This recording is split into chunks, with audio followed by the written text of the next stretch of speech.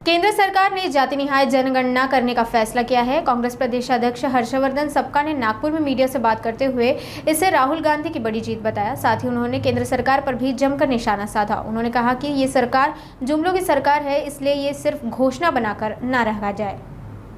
जाती निहाय जनगणनेचा केंद्र सरकारने निर्णय जो घेतला त्याचं आम्ही स्वागत करतो। मात्र हे स्वागत करत असताना त्याची एकंदरीत पार्श्वभूमी जी आहे ही पण ध्यानात जर घेतली तर हा राहुल गांधींचा फार मोठा राजकीय विजय आहे। राहता राहिला केंद्र सरकारचा प्रश्न, तर केंद्र सरकार हे जुमल्यासाठी दुर्दैवाने जास्ती प्रसिद्ध आहे आणि अनेक जुमले दरवर्षी 2 कोटी रोजगार दिल्या जातील, काळं धन आणलं जाईल, प्रत्येकाच्या खात्यात 15 लाख टाकल्या जातील, 40 रुपये लिटर पेट्रोल, 35 रुपये लिटर डिझेल दिला जाईल, स्मार्ट सिटी 100 निर्माण केला जाईल, असे अनेक जुमले या सरकारचे गतकाळामध्ये आपण ऐकले आहेत। जातीनिहाय जनगणनेचा घेतलेला निर्णय हा जुमला ठरू नये ही अपेक्षा आहे आणि ह्या अपेक्षा असतानाच याचा एक कालबद्ध एक कार्यक्रम जो आहे हा देखील त्यांनी प्रकाशित करावा।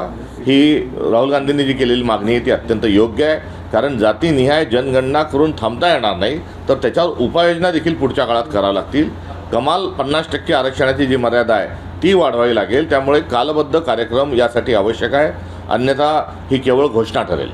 आता हा निर्णय घेण्याकरता राहुल गांधींनीच भाग पाडला आहे आणि माझा भाजपलाचंही मी अभिनंदन या निमित्ताने करतो।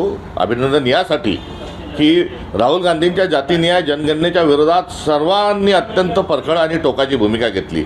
थेट सरसंघचालकांनी देखील जातीनिहाय जनगणना नको सांगितलं। त्यानंतर योगीजी जे आहेत त्यांनी पण जातीनिहाय जनगणना नको सांगितलं। पार्लमेंटमध्ये जे आहे ते अनेक खासदार या भूमिकेच्या विरोधात बोलताना आढळून आले आणि बटेंगे तो कटेंगे हेही सांगितलं आणि जो जात की बात करेंगा उसको मैं लात दूंगा हेही ऐकलं। आता या सर्व मंडळींनी जातीनिहाय जनगणना ही अत्यंत उत्कृष्ट आहे आणि ती झाली पाहिजे सांगतात आहे।